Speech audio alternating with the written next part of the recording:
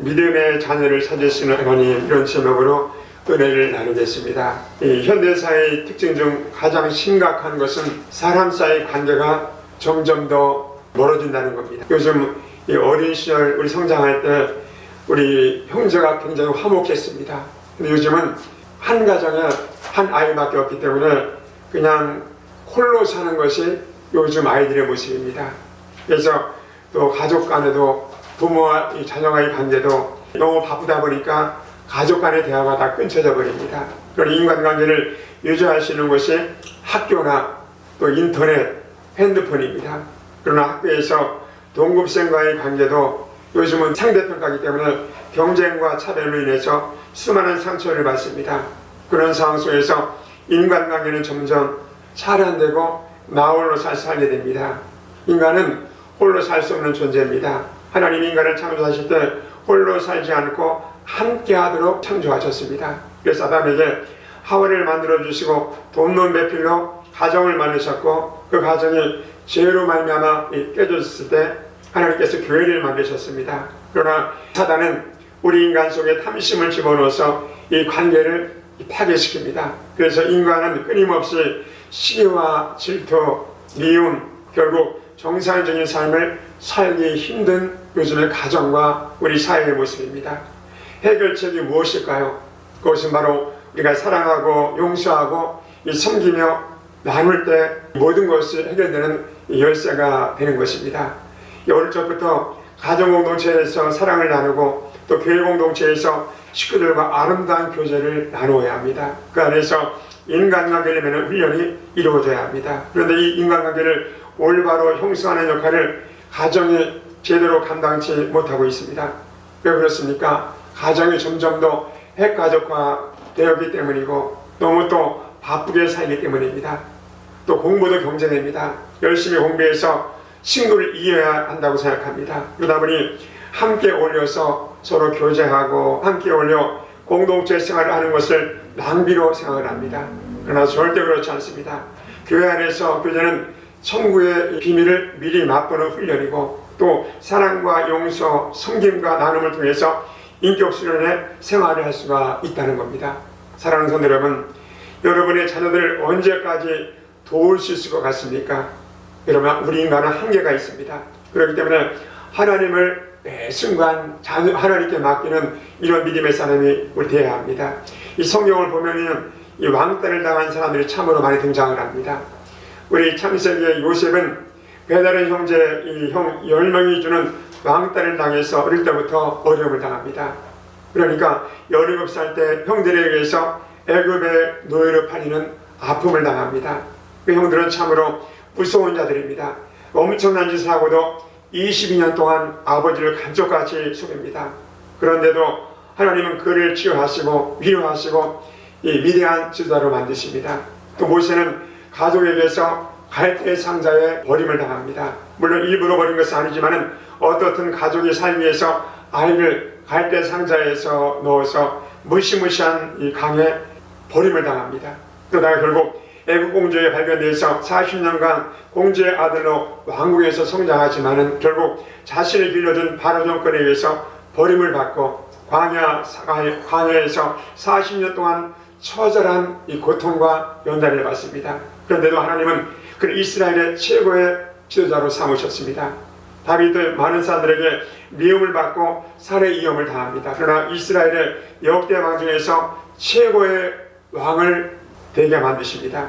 다니엘도 에레미야도 그의 수많은 사람들이 왕따를 걷고 인간관계의 아픔을 겪습니다. 그러나 이 모든 이인들은 하나님의 위대한 사랑과 위로 가운데에서 인류 역사에서 위대한 인물로 만들어지게 되는 것을 우리가 보게 됩니다. 오늘 본문에 하나님이 우리에게 주시는 말씀을 살펴보면 소돔과 고모라는 도덕적으로 윤리적으로 심각한 타락의 모습을 보여줍니다. 사는 것은 엄청나게 부유하고 발달된 도시지만은 하나님이 도저히 용납하기 어려운 도시로 등장을 합니다. 창세기 13장에 보면 아브라함의 조카 롯이 삼촌과 헤어집니다. 이 아브라함이 롯에게 먼저 갈 곳을 선택할 우선권을 줍니다. 그때 롯은 주저하지 않고 소돔과 고모라가 위치한 땅을 선택합니다. 롯이 소돔과 고모라를 선택한 이유가 창세기 13장에 나오는데 10절에 이렇게 말합니다. 이에 롯이 눈을 들어 요단 지역을 바라본즉 소알까지 온 땅에 물이 넉넉하니 야훼께서 소돔과 고모라를 멸하시기 전이었으므로 야훼의 동산 같고 애굽 땅과 같았더라. 다시 말하면 소돔과 고모라 땅은 사람이 살기에 최고의 지리적인 조건을 갖고 있었다는 겁니다. 부족한 것이 없고 그냥 너무너무 아주 비옥한 것이 소돔과 고모라 땅이었습니다. 그러나 롯은 신앙적인 안목으로 그 땅을 보지 않고 육신의 안목과 세상적인 기준으로 소돔과 고모라를 선택하게 됩니다. 여기에서 롯 개인과 그 가정의 불행이 시작됩니다. 우리가 인생의 중요한 결정을 할 때 어떤 안목, 어떤 기준을 가지고 사느냐가 참으로 중요합니다. 우리 믿음의 백성들은 믿음의 안목과 또 살고 있지만 비신앙인들이 갖고 있는 안목 분명히 엄청나게 차이가 있다는 겁니다. 롯이 홀딱 반을 수밖에 없을 정도로 잘 사는 땅, 비옥한 풍부한 도시인 소돔과 고모라, 그 성은 왜 하나님의 진노로 멸망할 수밖에 없었을까요? 첫 번째로 그 땅은 죄악이 가득한 땅이었습니다. 오늘 본문 창세기 18장 20절에 이렇게 말합니다. 야훼께서 또 가라사대 소돔과 고모라에 대한 부르짖음이 크고 그 죄악의 심이 무거우니 이렇게 말합니다. 소돔과 고모라에 대한 부르짖음이 하나님께서 들려와서 도저히 용서할 수 없게 되었다는 겁니다. 그렇다면 그 부르짖음은 무엇이고 그 심한 중대한 죄악은 무엇일까요? 그 죄악의 모습은 구체적으로 창세기 19장에 기록되어 있습니다. 하나님이 소돔과 고모라의 죄악성을 살펴보기 위해서 두 천사를 내려보냅니다. 이 천사들이 처음 만난 소돔 시민은 바로 아브라함의 조카 롯이었습니다. 롯은 비록 육신의 안목에 따라서 소돔 고모라에 거하게 되었지만 그래도 아직은 신앙이 여러분 조금 더 남아 있었습니다. 그래서 이 두 천사를 집으로 모셔서 극진히 대접을 합니다. 그런데 그날 밤 롯의 집에 손님이 왔다는 소문을 듣고 그 성 사람들이 몰려옵니다. 우리 성에 손님이 오셨다고 환영하려고 모인 것이 아니고 엉뚱한 짓을 하려고 모인 것입니다. 사람들이 이상한 것을 요구합니다. 창세기 19장 5절입니다. 이 저녁에 내게 온 사람이 어디 있느냐 이끌어내라 우리가 그들을 상관하리라. 여기서 상관한다는 것은 성적인 관계를 말합니다. 이 낙내들과 동성애를 할 테니까 끌어내라는 겁니다. 사랑하려면 남자와 여자가 같이 사랑을 할 텐데 남자와 남자끼리 여자와 여자끼리 이렇게 한다는 겁니다. 우리 박원순 시장은 여러분 자살했잖아요. 그분이 서울시청에다가요 이 동성애자를 위해서 이렇게 하다 보니까 그들이 거기 빼서 자기들의 권리를 주장했습니다. 그때 우리 기독교 단체에서 많이 반대를 했습니다. 그래서 여러분 소돔과 고모라의 타락상이 하늘 보좌에 울린 것은 믿음의 백성들이 하나님 앞에 기도한 것이 들렸다는 겁니다. 그래서 오늘 4절을 그 성 사람이 물론 노수하고 다 몰려왔다고까지 말합니다. 그러니까 온 동네 사람들이 늙은이건 젊은이든 간에 할 것 없이 다 몰려와서 동성애를 요구하고 나섰다는 겁니다. 그러니까 엄청난 타락입니다. 그래서 영어에서 소돔 사람들이 뜻하는 소돔이라는 낱말이 동성이라는 뜻을 가지고 있습니다. 이 장면은 소돔과 고모라가 얼마나 성적으로 타락했는지를 보여줍니다. 소돔과 고모라는 비록 경제적으로 풍성한 풍요로운 도시였었지만 이렇게 엄청난 성적 타락에 빠져 있었다는 겁니다. 소돔과 고모라가 망할 수밖에 없는 이유가 여기에 있었습니다. 우리나라는 어떻습니까? 우리는 상관없다고 여러분 말할 수가 있겠습니까? 요즘은요 얼마나 세상이 땅에 곤두박질 치는지 모릅니다. 저는 지난주에 화요일날 보니까 인터넷 들어가니까 초등학생 2학년 학생이 선생님이 마음에 안 든다고 태권도를 배웠나봐.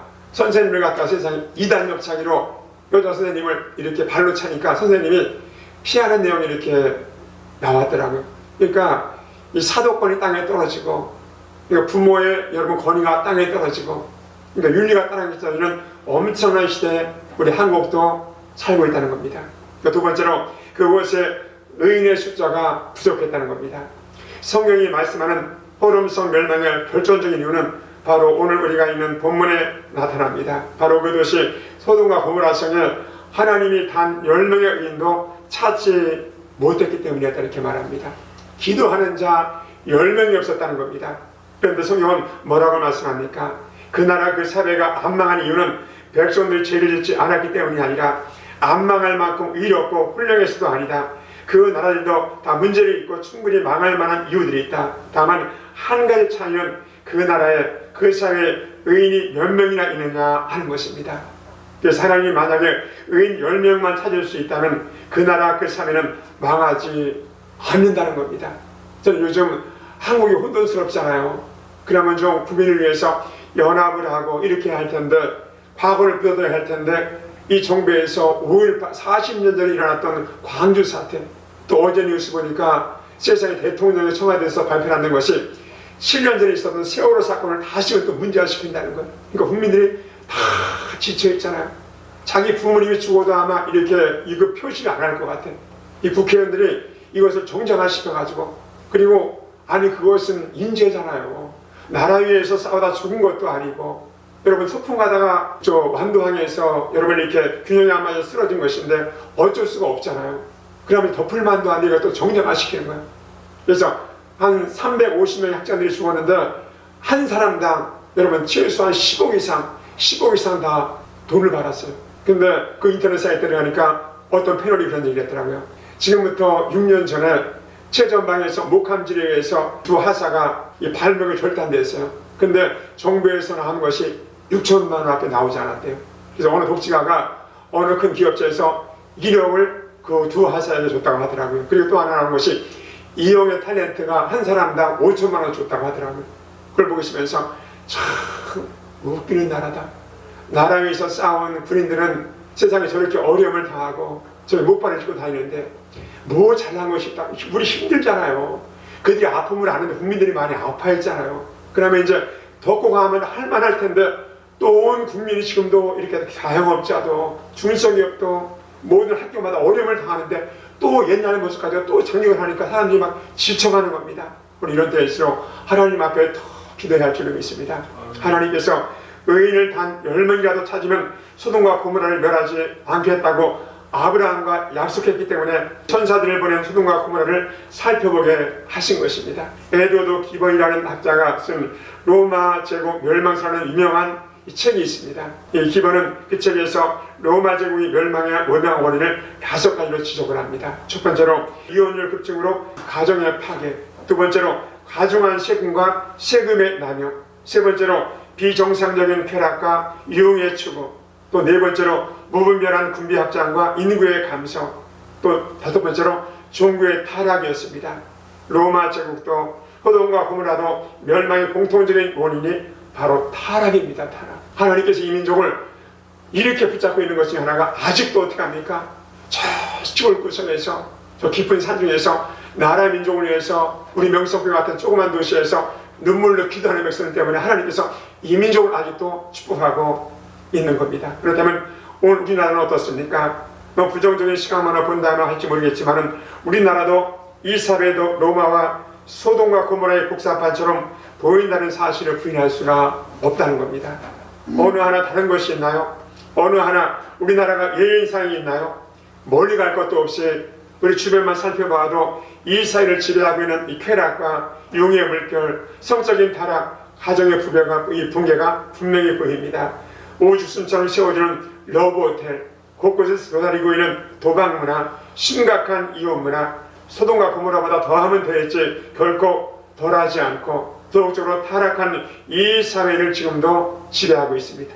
도대체 어디서부터 떠왔는지 완전히 뿌리채 썩어버린 우리 한국 사회입니다. 제가 아는 목사님 한 분은 심각한 고민을 한다고 합니다.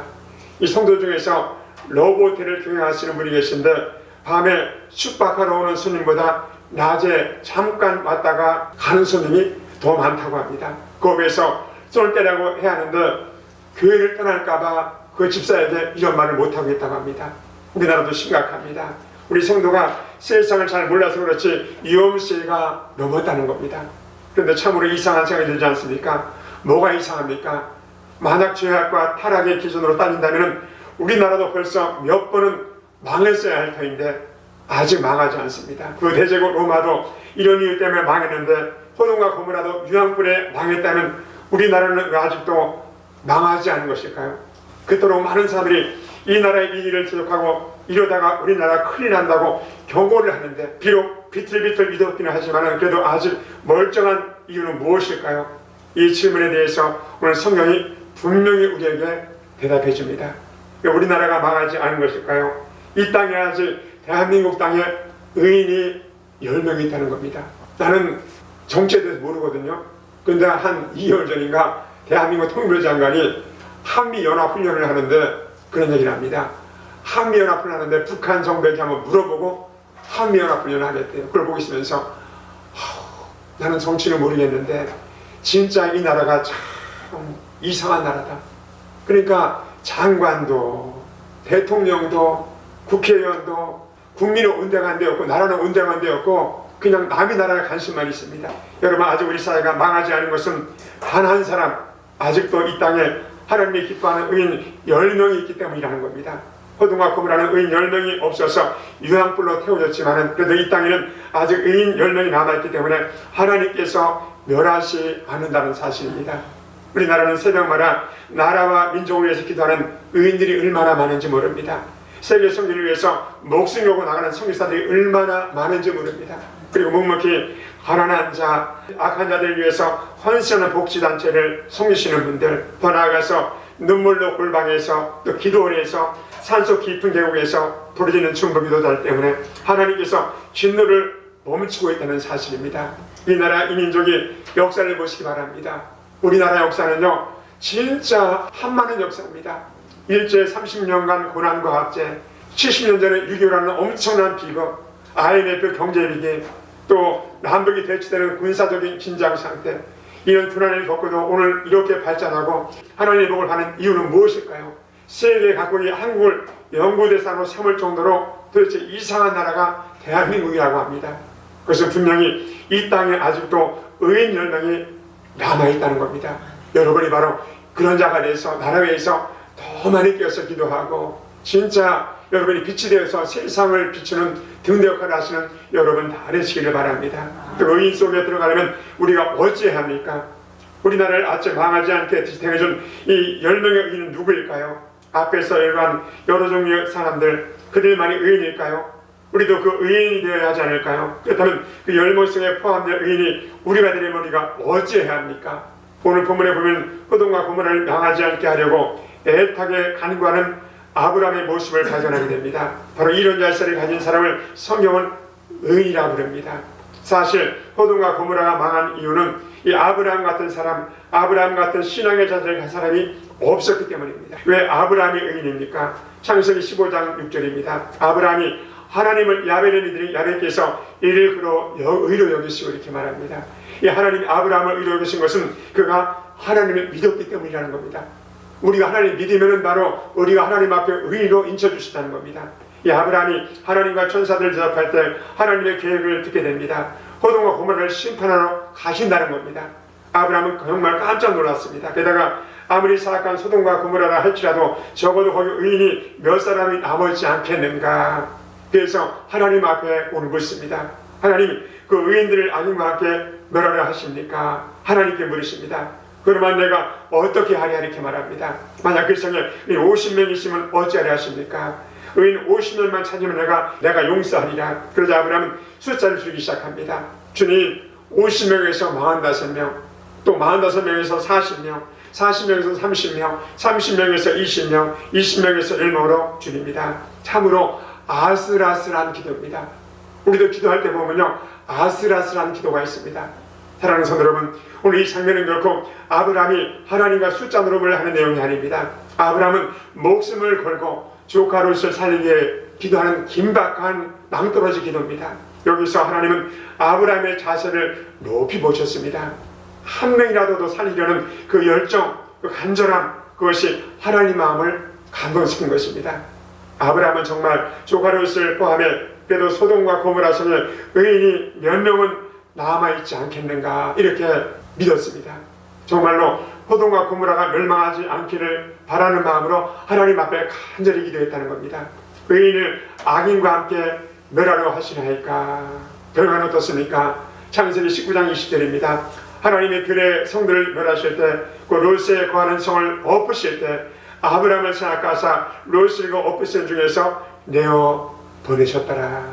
누구를 생각합니까? 아브라함을 생각하사 하나님께서 조카 롯을 살려줍니다. 하나님은 롯이 예뻐서 구해주신 것이 아닙니다. 롯은 육신의 안목을 따라서 잘못된 선택을 한 사람입니다.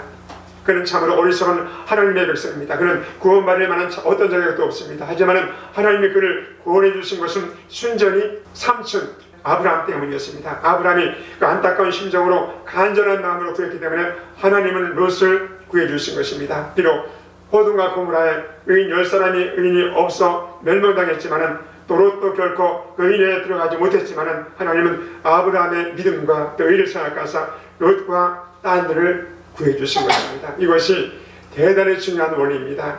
의인의 간구는 역사하는 힘이 크기 때문입니다. 아브라함이 의인으로서 간구할 때 하나님이 응답하신 것임을 잊지 말아야 합니다. 여기서 우리는 심각하게 생각해야 합니다. 우리나라가 망하지 않게 하려면 우리가 어떻게 해야 할까요? 첫 번째로 목숨 건 기도 용사, 중보 기도자가 필요합니다. 역사학자 아놀드 토인비는 이런 유명한 말을 남겼습니다. 한 나라의 역사는 다수가 아니라 창의적인 소스에 의해서 만들어진다. 맞습니다. 그렇다면 이렇게도 말할 수 있습니다. 신앙의 역사도 하나님 앞에 바로 선 소수가 이끌어 나간다. 아브라함은 혼자 하나님 앞에 눈물의 중보기도를 드리는데 오늘 이 땅에는 누가 그 역할을 하고 있는 걸까요? 우리가 하나님이 찾으시는 중보기도자가 되는 우리가 되어야 할 줄로 믿습니다.